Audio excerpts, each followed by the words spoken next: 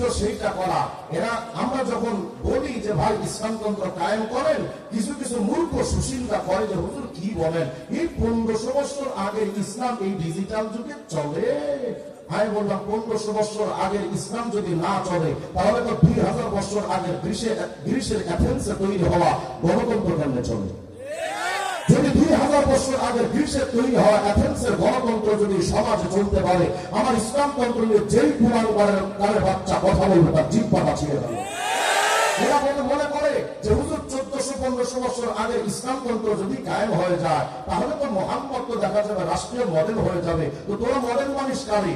Lenin, Karl Marx, Mao Tsetung, Abraham Lincoln, Zia Ershad আর মুজিবুর রহমান তাদের মুমতাজ হবিয়া টাকলা মোরাদ। আরে বেটা, তো Lenin, Karl Marx, Mao Tsetung, Abraham Lincoln, তো Einstein, Newton, Maxwell, Charles Darwin, Aristotle, Ibn Sina, তোমার গোটা দুনিয়ার সুপার পাওয়ার আমেরিকার ডোনাল্ড ট্রাম্প, আর চুনচান ফুঙ্গার চাইনার প্রেসিডেন্ট, আর রাশিয়ার প্রেসিডেন্ট, আর গৌরবুক্ত ইন্ডিয়ার মোদী, গোটা দুনিয়ার সমস্ত নেতাদেরকে যদি এক পাল্লায় রাখা হয়, আমার নবীর পায়ের ধুলার সমান হবে না।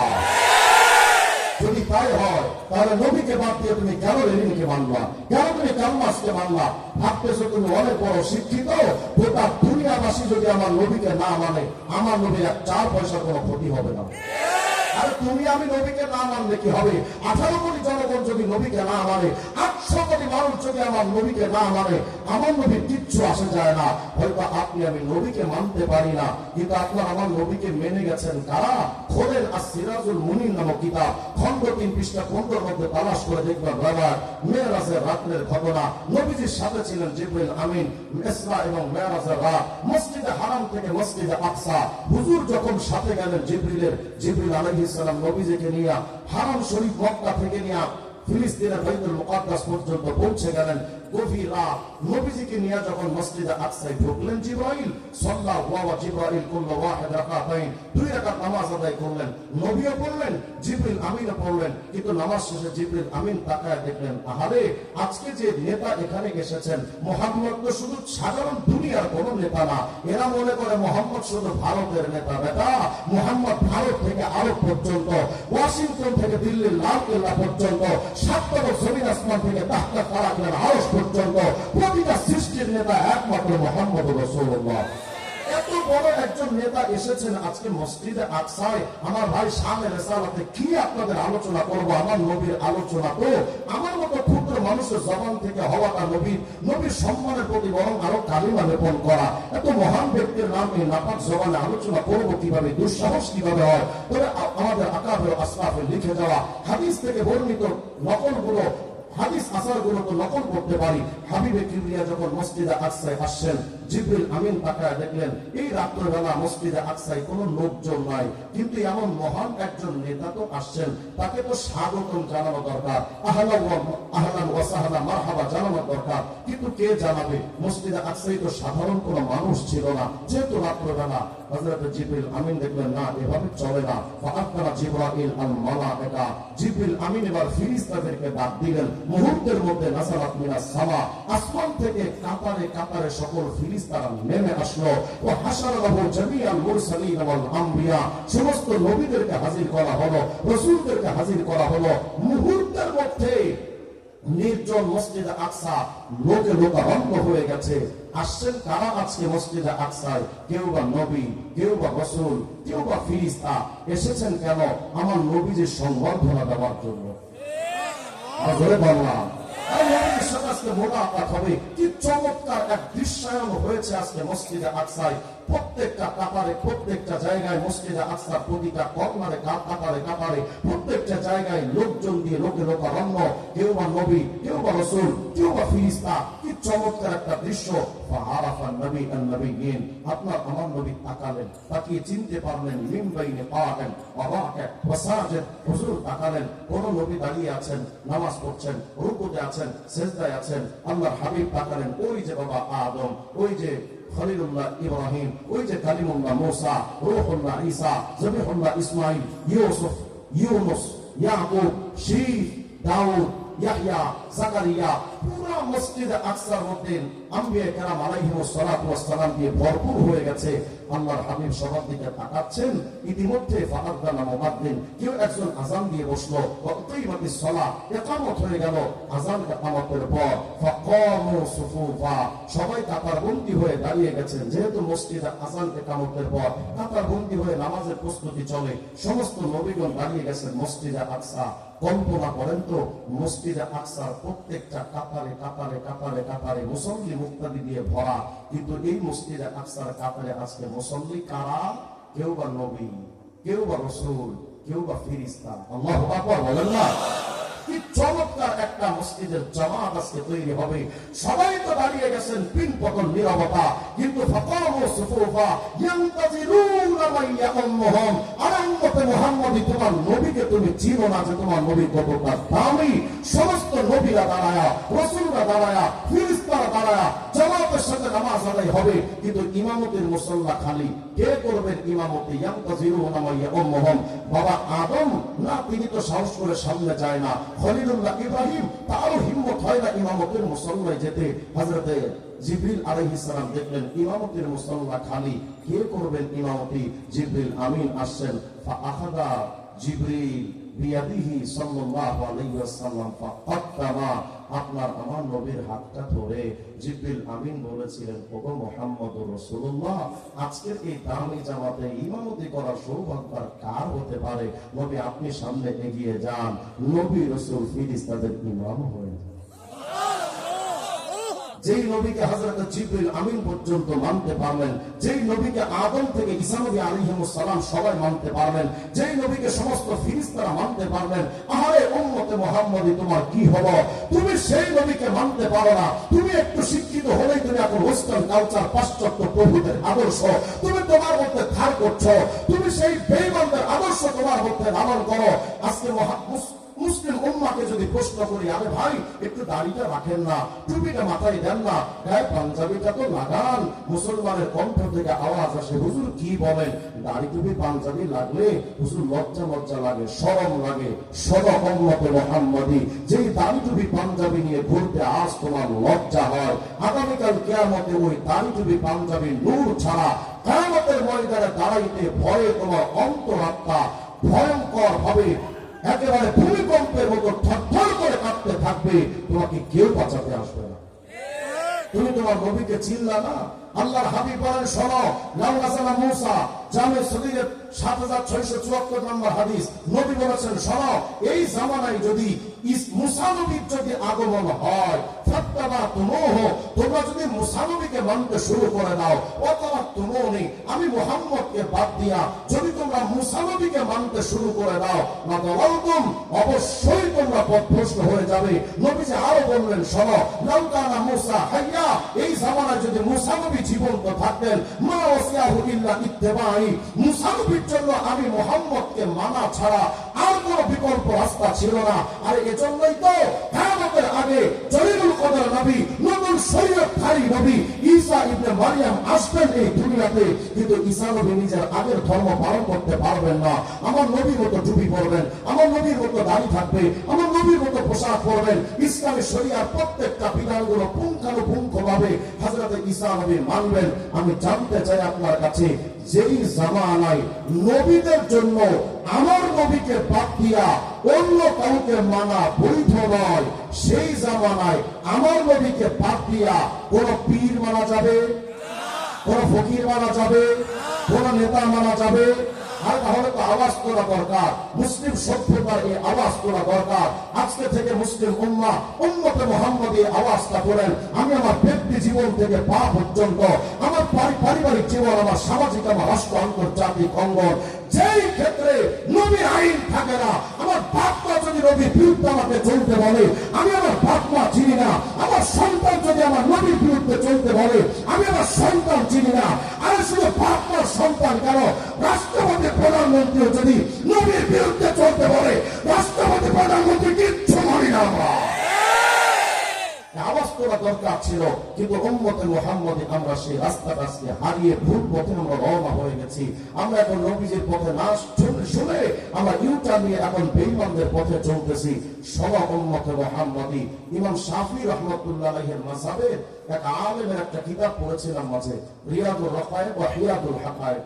এই কিতাবের 153 নম্বর পৃষ্ঠার মধ্যে একটা চমৎকার তথ্য পেয়েছিলাম। আমাদের নবীর নাম মুহাম্মদ না?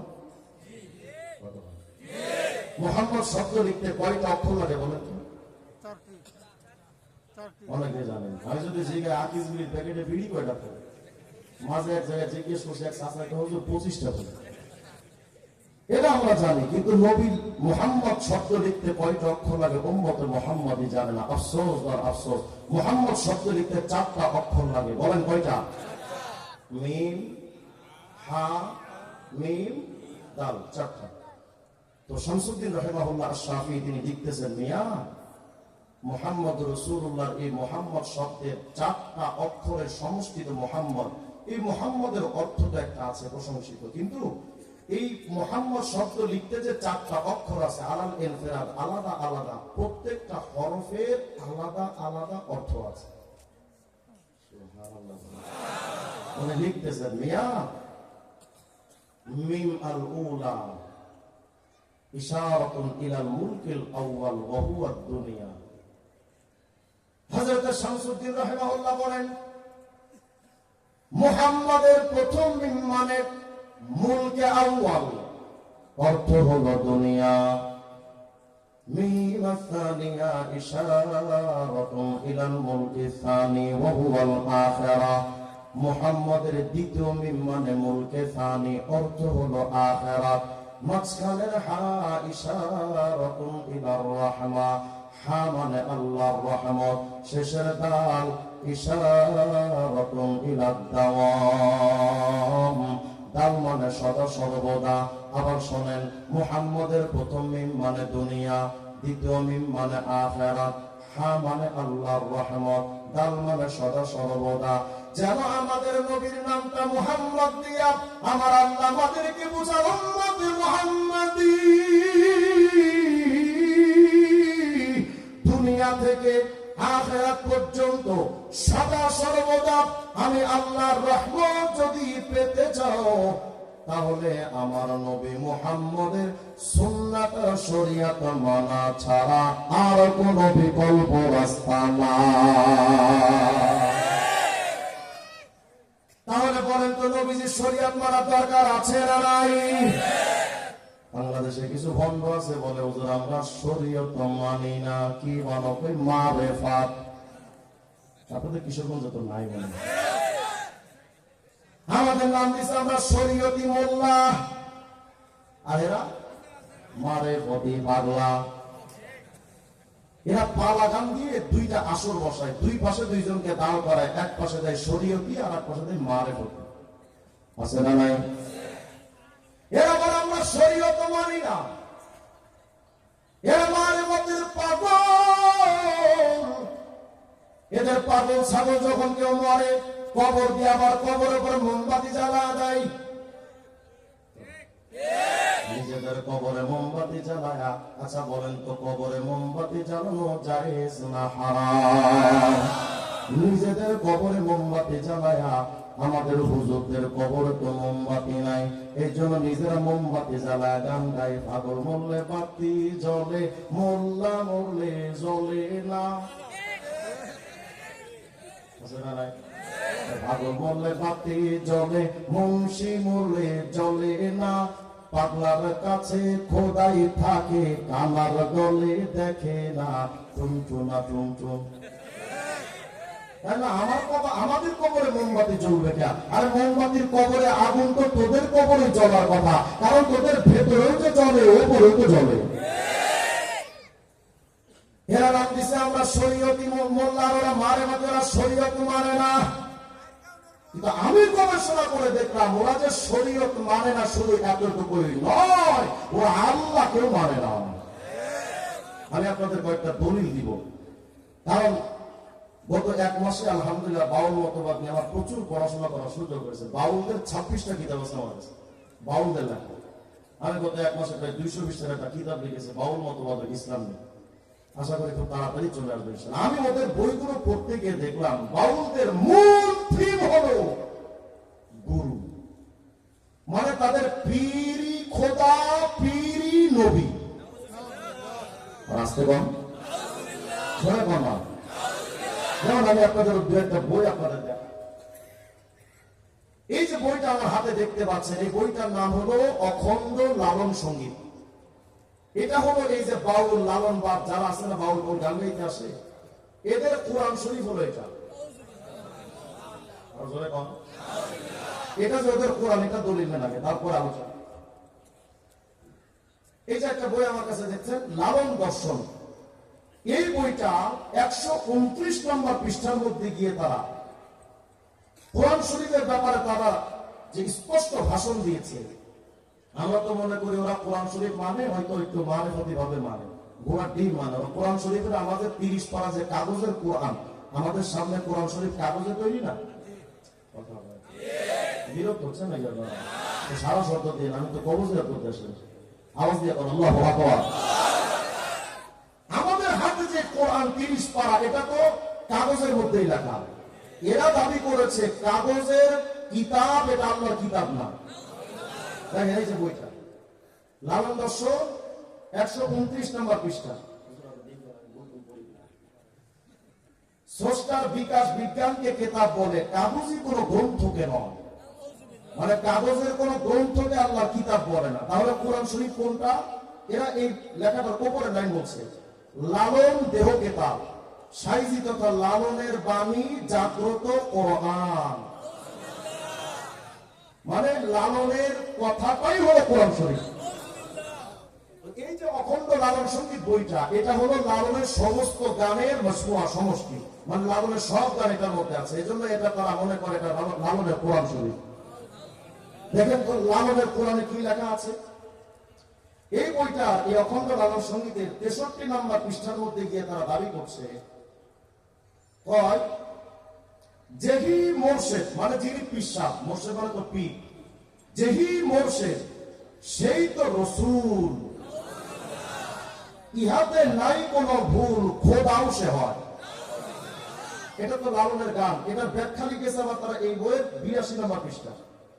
বলছে সাইজি লালনের দিব্য দৃষ্টিতে মোর্শেদ তথা পীর, রসুল, আল্লাহ একই, অখণ্ড, মানে একই, এটা কোনো খণ্ড খণ্ড না, একজনই সব। দুঃখজনক হলো সত্য, আপনারা জেনে থাকবেন বাংলাদেশে আর একটা দরবার আছে মাইজ ভান্ডার, আপনাদের কাছে যদি মোবাইল থাকে, গুগল এখন ঢোকেন, লিখবেন রত্ন ভান্ডার, পাশে লিখবেন ইংলিশে পিডিএফ, রত্ন ভান্ডার পিডিএফ, এটুকু লিখলে দেখবেন মাইজ ভান্ডারের একটা বই আসবে রত্ন ভান্ডার নামে। এই বইটার মধ্যে মাইজ ভান্ডারী পীরের দ্বিতীয় পীর দেলাওয়ার মাইজ ভান্ডারী লিখেছে, যিনি পীর তিনি খোদা, তিনি নবী। আমি জানতে চাই যারা পীরে খোদা মনে করে ওরা মুসলমান না বেঈমান? ফতোয়া আজকে আমরা দিব না, আলেমরা দিব না। ফতোয়া আপনারা সাধারণ মানুষ যারা আপনারা দিবেন। আমরা তো ফতোয়া দিলে কইবেন যে হুজুরা শুধু কাফেরই করে, আর কোন হুজুরের কাম নাই। তো কাফেরে তো আমরা কাফেরই বলবো, কাফেরে আব্দুল কাদের জিলানী বলবো। আমি আপনাদের কাছে জানতে চাই যারা পীরে খোদা মনে করে মুসলমান না বেঈমান? যদি তর্কের খাতিরে কেউ ধরে নেয় পীরই খোদা, তো বাংলাদেশে যদি 10,000 পীর থাকে তাহলে 10,000 খোদা। অথচ আল্লাহু লা ইলাহা ইল্লাহু, আল্লাহ ছাড়া কোনো ইলাহ, কুল হুয়াল্লাহু আহাদ, আল্লাহ লা ইলাহা ইল্লাল্লাহ, আল্লাহ ছাড়া কোনো ইলাহ। অথচ এরা দাবি করে বসেছে সমস্ত পীরই খোদা, পীরই রাসূল। যদি কেউ ধরে নেয় যে ঠিক আছে ওদের পীর খোদা, পীর যদি খোদা হয় তাহলে তো খোদাই মরার কথা না। এদের পীর এত কয়েকদিন পরই ছাড়া বলে মরে। বলেন এদের পীর কি খোদা হতে পারে? এজন্যই এদের একজন শিল্পী ছিল শাহ আব্দুল করিম, মুরব্বীরা চিনবেন। শাহ আব্দুল করিম তার গানের মধ্যে বলেছিল, আমি আসমানি খোদারে পুজো করি না, যেই খোদারে দেখা যায় ওই খোদারে মানি। তার মানে তারা পীরে খোদা মনে করে, খোদারে দেখা যায় খোদারে মানে। এই জন্য গত কিছুদিন আগে আবার বাংলাদেশের এক শিল্পীকে আবুল সরকার, না আবুল সরকার আছে না, একটা আবুল না আবুল না আবুল সরকার একটা গান বানাইছে, আল্লাহ প্রেমের বান্দা হইয়া আমার বাইচা থাকার আশা নাই। আমরা প্রেমিক হতে চাই কার? আর এরা কয় আল্লাহ প্রেমের বান্দা হইয়া আমার বাইচা থাকার আশা নাই। তবে রশিদ চাঁদের কাফের হইয়া আমি যেন মইরা যাই। আমি বললাম আমিন। কি আমি ঠাড়া বলে আবার কয় কাবা ঘরের খাদেম হতে আমার মন চাইল না এই জগতে। আমার সরকারের নাকি কাবার খাদেম হইতে মন চায়। কাবার খাদেম গুলো যদি এগুলো এটা দেখে জুতা দিবিটা দাঁড়ায়। কাবা ঘরের খাদেম হতে আমার মন চাইল না এই জগতে। তবে রশিদ চাঁদের পায়খানাতে আমি যেন চাকরি পাই। আমিন বলেন। এরা কি মানুষ না খারাপ? আপনি ভাবতেছেন আমি বাংলায় বলছি না? আপনি ইউটিউবে সার্চ দিলে যে কথাগুলো বলছি একেবারে আপনার সামনে নগদ প্রমাণ। এরাই যে আল্লাহকে ডাকে না, পীরকে মানে, তার কারণ হলো এরা যে পীরের পায়ে সেজদা দেয়, বাবার কাছে সন্তান চায়, বাবার কাছে ভাগ্যের পরিবর্তন চায়, একমাত্র কারণ হলো তারা পীরের খোদাই মনে করে। আপনি আশ্চর্য হবেন, এই বাউলদের ইতি বৃত্তান্ত যদি আপনি করেন তো দেখবেন এই বাউলদের জন্ম হিন্দুদের বিষ্ণুর বৈষ্ণব ধর্ম থেকে। তারা নিজেরা তাদের বইয়ের মধ্যে লিখেছে যে আমাদের এই ধর্ম সহজিয়া বৈষ্ণব এবং সহজিয়া বৌদ্ধ ধর্ম থেকে আবিষ্কার, যে কারণে বাউলদের প্রায় সব কাজগুলো হিন্দুদের সাথে মিলে যায়।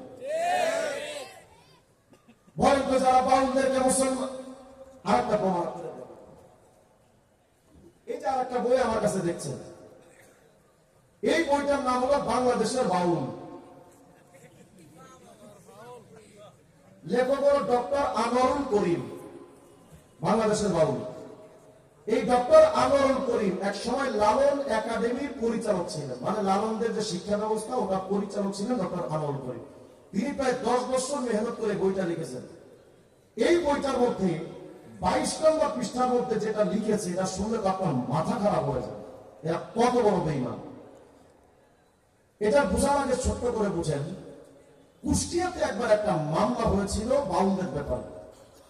তো বাউলদের পক্ষ থেকে মামলায় জজের সামনে শুনানিতে যারা আসছিল, বাউলদের মুখপাত্র হয়ে যে লোকটা আসছিল তার নাম হলো মন্টু শাহ। এখানে লেখাটা আমার পালাম না, হযরত মন্টু শাহ। এই মন্টু শাহ জজের সামনে দাঁড়িয়ে একটা ভাষণ দিয়েছিল।